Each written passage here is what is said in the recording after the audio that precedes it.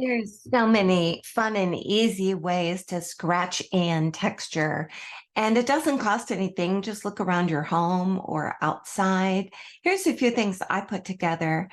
You could use a toothpick or you could use a little skewer. I use this for masking fluid too when I want real detailed lines. Here's just a little stick from my yard. Here is a pencil that I pressed in. You know how when you press this down, it usually goes out. Well, when it's loose, you just press that graphite lead in. You can use a hotel key card or an old credit card.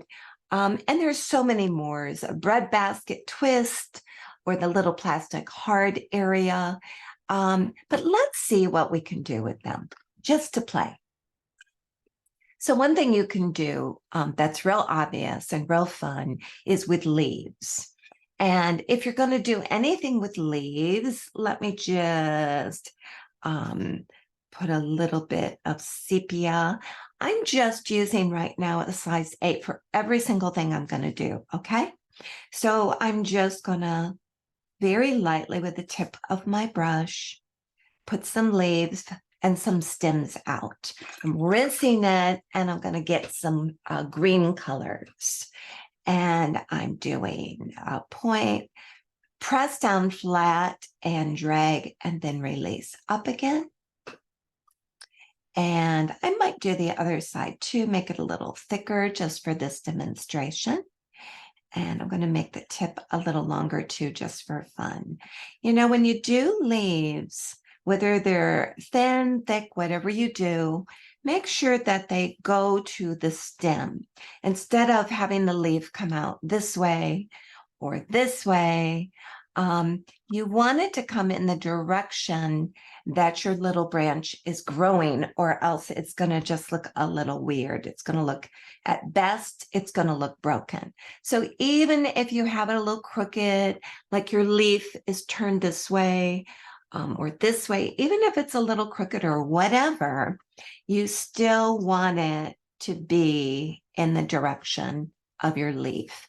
And some of these I'm making a little thicker and brighter, and you know, leaves and nature can look very just random and it's not like a beautiful patterned kind of look. So I'm trying to give you that look too. Some are thicker, some are thinner, some look like they're broken off or twisted. All of that's good. And now I'm going to go ahead and take the pencil that I pushed the lead in, and I'm going to do right down the basic middle. It doesn't have to be exact. In fact, some of these I won't do the middle area. This one, I'll put that seam towards the top, and this one towards the bottom, just to have it look like they're facing different directions and have different looks to them. And I'm just going to go ahead and put some texture just by scraping. And you don't have to scrape hard. You don't want to like ruin your painting or anything.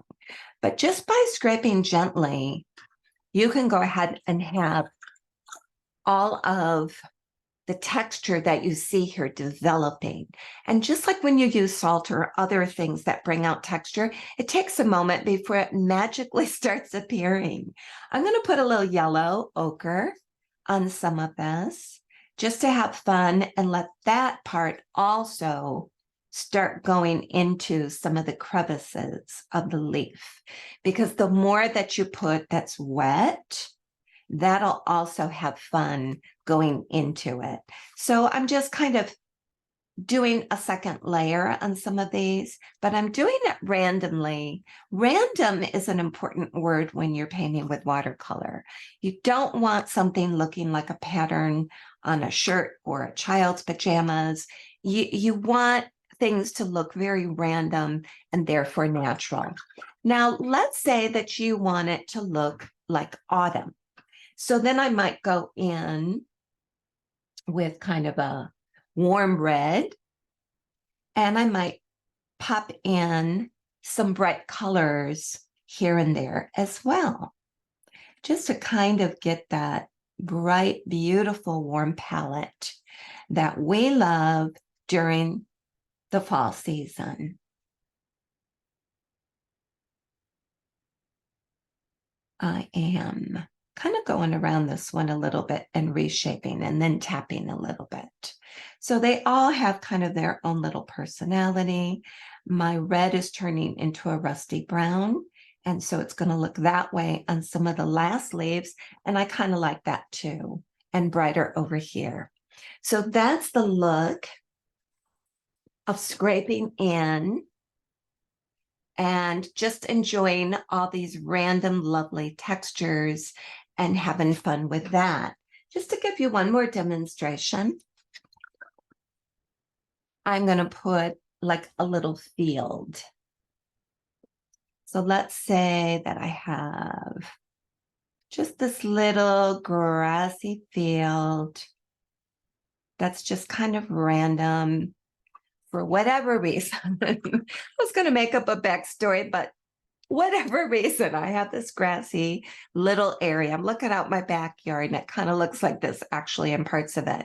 So I'm going to take this little branch piece and I'm going to go in and drag up these little wet areas at different heights. Again, you want them random, don't you? And you want them displayed randomly.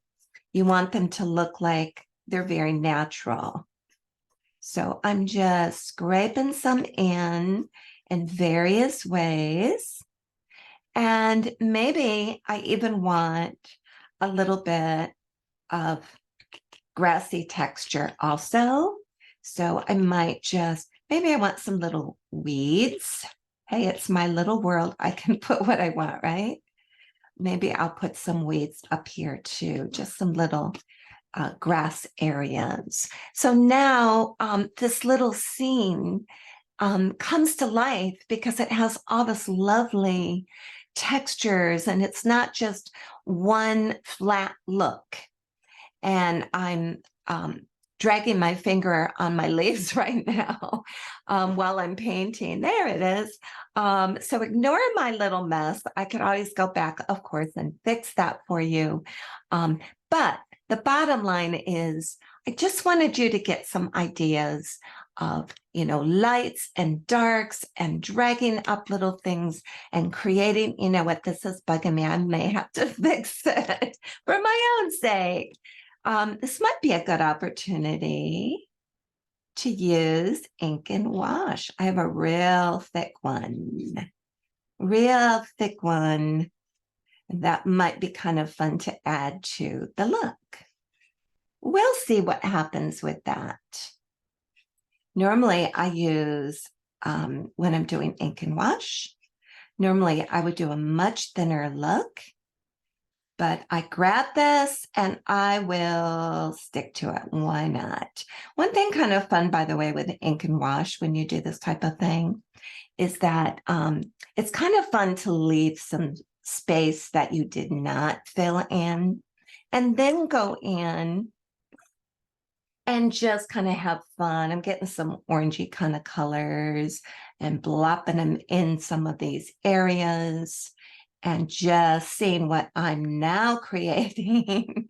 When you make a mistake, sometimes it ends up like a happy mistake, as they say. So that's what I'm doing. There's more of an ink and wash, little, probably more of a card look instead of a realistic look, but I like it. I'll leave it. Don't give up when something happens, right? Anyway, I hope that was helpful to you. Some of the texture, some of the things you can do, and I hope that you just experiment like crazy. If you want to have fun with me, trying some new looks as I'm playing with this, I have lots and lots of classes online, in person too, but I'm assuming you're not in my area. But I have lots of classes online that are just really fun. And it's at patreon.com, Cindra. And I'd love to have you join me and just enjoy watercolor with me with kindness and a pleasant atmosphere and lots of techniques for you. So anyway, thanks for popping in. Please like, and if you like it, join, subscribe to my YouTube channel so that you can kind of be informed when things are happening with me. And I'll always share what I can. Take care. God bless you. See you soon, I hope.